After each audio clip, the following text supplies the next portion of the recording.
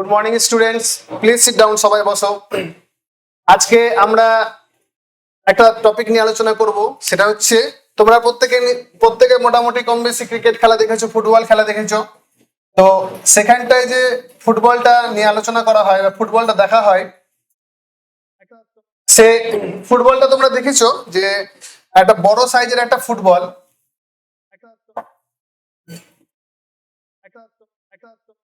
সে ফুটবলটা কি অ্যাকচুয়ালি, সেটা হচ্ছে বৃত্তেরই একটা। বৃত্তটা কি, আমাদের বৃত্ত পড়েছিলাম, আমরা বৃত্ত জানি যে বৃত্ত হচ্ছে একটা দ্বিমাত্রিক। তোমরা ক্লাস 9-এ পড়েছিলে যে বৃত্ত হচ্ছে 9-এ একটা দ্বিমাত্রিক একটা এলাকা বা দ্বিমাত্রিক একটা ছবি, যেটা আমরা শুধুমাত্র খাতায় আঁকতে পারি বা বৃত্ত ব্যাপার আমরা জেনেছিলাম। সো সেটারই একটা ত্রিমাত্রিক দেশে যখনকার আমরা চলে যাব, তখনকার সেক্ষেত্রে আমরা একটা গোলক পাবো।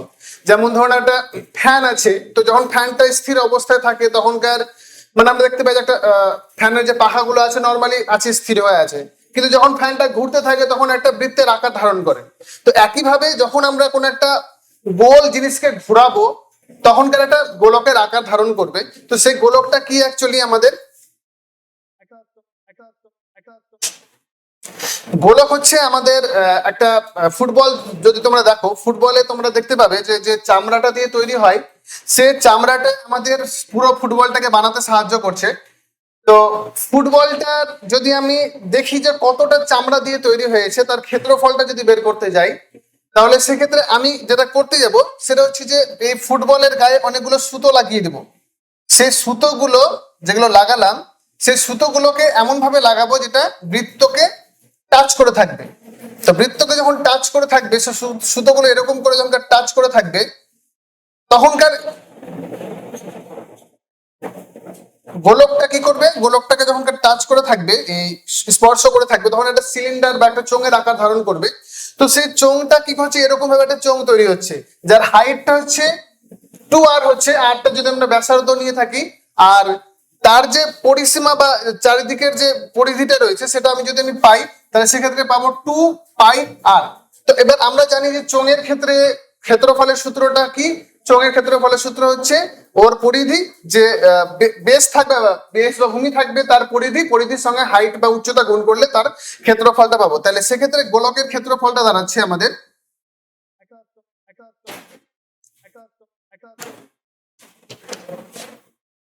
গোলকের ক্ষেত্রফল হচ্ছে যে পরিধিটা পেলাম, পরিধি মানে 2πr, আর হাইট যেটা পেলাম সেটা হচ্ছে উচ্চতা। তাহলে উচ্চতা আর 2πr একসাথে গুণ করলে হচ্ছে 4πr নাম্বার দিয়ে দেবো, দিয়ে পাঠিয়ে দেবো বর্গ একক। এইভাবে আমরা গোলকের ক্ষেত্রফল বের করতে পারবো। গোলকের ক্ষেত্রফল হচ্ছে যে একটা ফুটবলকে তৈরি করতে যতটা চামড়ার দরকার পড়ছে, সেই চামড়াটা হচ্ছে তার ক্ষেত্রফল। একইভাবে যখন আমরা এটার আয়তন বের করতে যাব, আয়তন মানে হচ্ছে যে গোলক ভেতরে যে কতটা বাতাস থাকছে, বা আমি যদি গোলকের মধ্যে বা ফুটবলের মধ্যে বালু ভরে দিই, তাহলে কতটা বালু থাকবে সেটা বের করার জন্য আমাদের আয়তন বের করতে হবে। তো আয়তনের সূত্রটা কি গোলকের, একইভাবে গোলকের আয়তনের সূত্র হচ্ছে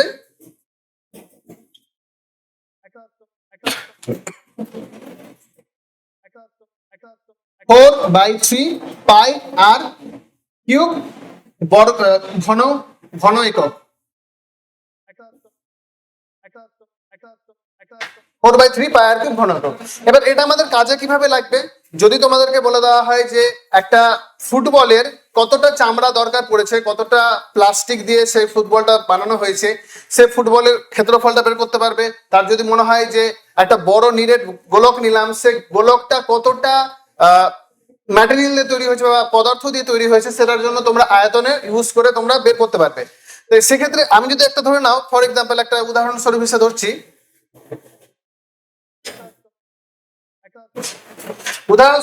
ধরছি, যে ধরো না একটা ফুটবলের কতটা ধরো ব্যাসার্ধ যদি থাকে, ব্যাসার্ধ হচ্ছে আর, এখানে আর কিন্তু ব্যাসার্ধ নেওয়া হয়েছে। আর ব্যাসার্ধ মানে হচ্ছে গোলকের কেন্দ্রবিন্দু থেকে একদম পরিধি পর্যন্ত যে দৈর্ঘ্যটা রয়েছে তাকে ব্যাসার্ধ নেওয়া হয়েছে। তো আমি একটা গোলকের ব্যাসার্ধ ধরলাম সমান সমান আর ধরলাম। তো সেক্ষেত্রে আর এর মানটা আমি কথা বলছি 14 সেন্টিমিটার দেওয়া হয়েছে।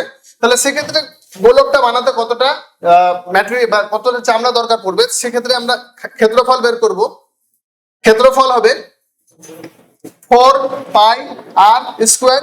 তাহলে 4π এর মান হচ্ছে 22/7, আর স্কোয়ার মানে হচ্ছে 14, যেহেতু আর এর মান তা 14 স্কোয়ার। এটাকে যখনকার আমরা ক্যালকুলেশন করব তাহলে 4/7 গুণ 14 স্কোয়ার মানে 14 গুণ 14, 14 স্কোয়ার মানে 14 গুণ 14, এখানে কাটাকাটি করো তাহলে 7 দুগুণে 14, তাহলে কাটাকাটি গুণ করলে হবে এখানে 88 গুণ 14 দুগুণে 28, তাহলে 8 8 64, 4 হাতে থেকে 6, 8 10, 8 10 80, 86 6 হাতে থেকে 8, 8 দুগুণে 16, 3 8 24, এত বর্গ সেন্টিমিটার।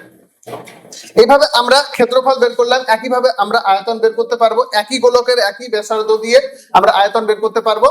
এবং আমাদের বিভিন্ন রকমের যে প্রবলেম গুলো থাকবে, উদাহরণের যে অঙ্কগুলো থাকবে বা অনুশীলনের যে অঙ্কগুলো থাকবে, সেগুলোকে আমরা সমাধান করতে পারবো।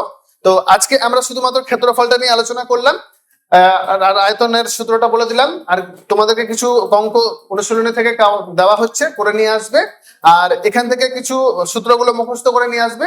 আমরা এরপর দিন সেটা নিয়ে আলোচনা করব, দরকার পড়লে ক্লাস টেস্ট নিব। আর কারো কোনো যদি কোনো সমস্যা থেকে থাকে, ডাউট থেকে থাকে, আমাকে তাহলে তোমরা পরে এসে আমার সাথে কথা বলতে পারো। ধন্যবাদ। রঞ্জন, তুমি আমাকে ওখানে ওখানে যাও। তুমি আমাকে যে গোলকের ক্ষেত্রফল যে বলছো, আমরা তো গোলকের ক্ষেত্রফল কোনোদিনই বলতাম না।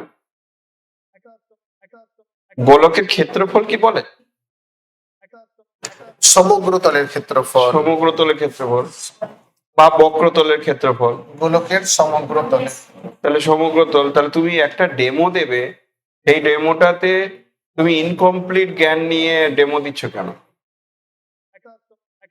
আর 2 নম্বর হচ্ছে গোলকের ক্ষেত্রফলটা তাও হেন তেন করে বোঝালে সমগ্রতলের ক্ষেত্রফল যে ওটা হচ্ছে তার সূত্রটা। আয়তনের সূত্রটা কই তৈরি করলে না, তো মুখস্থ রাখতে হবে। 4/3 পাই আর কিউব, এটা কি মুখস্থ রেখেই করতে বলছো? মানে একটা আমি দেখিয়ে দিলাম আর এটা মুখস্থ করে নিতে হবে। তাহলে আর বলো না, সমগ্রতলের ক্ষেত্রফলই বলো। মানে দুটো প্রমাণ করলে দুটোই করবো, নাহলে না, হ্যাঁ, দেখুন একটা ওটাই বলো শুধু। সমগ্রতলের ক্ষেত্রফলের যে প্রমাণটা, সেটা অনেক ছেলে পেলে বুঝতে পারবে না। খুব তাড়াতাড়ি করে বলেছো তো। যেমন আমি বুঝেছি যে ওই যে সুতোটা যেটা বললে, তাহলে এরপর সুতো দিয়ে আমি পুরো করে দিলাম, তখন বলতে পারো যে ওটা লাটিমের মতো সুতো দিয়ে পুরো চারিদিক দিয়ে ঘিরে দিলাম, বেঁধে দিলাম। তাহলে যতটা সুতো লেগেছে সেটাই সমগ্রতলের ক্ষেত্রফল। এবার একটা পাক খেতে কতটা সুতো লাগে, সেটা হলো ওই বৃত্তটার ক্ষেত্রফল, বৃত্তটার পরিধি। সেই বৃত্তটার পরিধি লিখেছে 2πr। আর তাই তো 2πr, আর এই দিকটাকে বলছো কত, 2r। তা 2r আর 2πr গুণ করে এটা করলে পাই কত সেটা কোথাও লেখো, পায়ের মান 22/7। কোথাও লেখোনি আর কি, পায়ের মান 22/7 লেখোনি। আর গোলকটা যদি তোমাকে বলতেই হয়, তুমি আয়তন যদি বলো, তাহলে আয়তনের সূত্রটা তোমাকে তৈরি করে দিতে হবে, মানে প্রমাণ করে দেখাতে হবে। তাহলে সমগ্রতলের ক্ষেত্রফল বলো। মানে আমার তাহলে এটা স্কিপ করা উচিত ছিল, শুধু সমগ্রতলের ক্ষেত্রফলের উপরে রেখে দিতে হতো এবং বলে দিত এরপর দিন আয়তন নিয়ে আলোচনা করবো। হ্যাঁ, সমগ্রতলের ক্ষেত্রফলটাকেও সুন্দর করে বলতে হবে, ছবি দিয়ে রিয়েলাইজ করা যাচ্ছে না।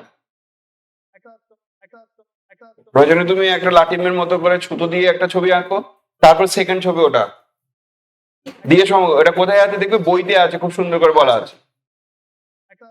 আর যদি দেখো যে না, এটা আমি পুরোটা বোঝাতে পারছি না, তাহলে তুমি টপিক চেঞ্জ করো, গোলকটা বলো না। গোলকের বোঝানো নেই, সত্যি কথা বলতে কঠিনই আছে, বুঝতে পারছো? তো গোলক তাহলে বলো না, অন্য কিছু বলো। তাহলে আমি কি মানে সূত্রটা প্রমাণ সমগ্রতলে ডাইরেক্ট আমি যদি, আমরা বাচ্চাদেরকে কি করি, আমরা প্রমাণ তো করাই না, আমরা শুধু ডাইরেক্ট সূত্র লিখে অঙ্ক শুরু করে দিই, এভাবে করবো কি? না, সূত্রটা তাহলে বলো। তাহলে আয়তন বলো না, শুধু ওটাই বলো, গোলকের সমগ্রতলের ক্ষেত্রফল, বক্রতলের ক্ষেত্রফল। মানে যেটা বলছো যে ফুটবল একটা তৈরি করতে গেলে, ফুটবল তো লেদার দিয়ে তৈরি হয়, তাহলে কতটা লেদার লাগবে সেটাই হচ্ছে ওই গোলকটার সমগ্রতলের ক্ষেত্রফল। তাহলে সেটা কি করে বের করবো, ওর সূত্রটা বলো। আয়তন আর বলার দরকারই নেই, আর যদি বলো তাহলে আয়তনটা কি করে তৈরি হয়, অন্তত আয়তন কটা চং লাগে, চঙ্গের ক্ষেত্রফলের সঙ্গে কত, ওগুলো বলতে হবে। 4টে চং লাগে, আর এক একটা চঙের ক্ষেত্রফল হচ্ছে 1/3 পাই, এই আয়তন হচ্ছে 1/3 পাই আর কি, 4টে লাগে, তো ওটা বলতে হবে। মানে এটা যদি দিতে চাও তাহলে আরেকটু ভালো করে দেওয়ার। বলকটা যদি তুমি পরীক্ষার সময় যদি ডেমো দাও তাহলে এটা ইউনিক হবে, কেউ করবে না। বলক খুব কম, রেয়ার কয়েকজন করে, তাহলে এটা ইউনিক হবে, কিন্তু ইউনিকটা যেন টিচার বুঝতে পারে। আরেকটু ফ্রেশ করে শুধু সমগ্রতার ক্ষেত্রে বলো, তারপর লাস্টে বলতে পারো যে আমরা কিন্তু অনুরূপ ভাবে গোলকের আয়তন, তার সূত্রটা 4/3 পাই আর কিউব ঘন একক, পরের দিন কি করে করতে হয় এটা প্রমাণ করে দেব। আলোচনা করতে হবে। ঠিক আছে, ঠিক আছে মানে খুব স্যাটিসফাইড হলাম না, মোটামুটি হয়েছে। স্যার, আমি নিজেও স্যাটিসফাইড হলাম। ঠিক আছে। স্যার, দুটো কোশ্চেন ছিল। আচ্ছা,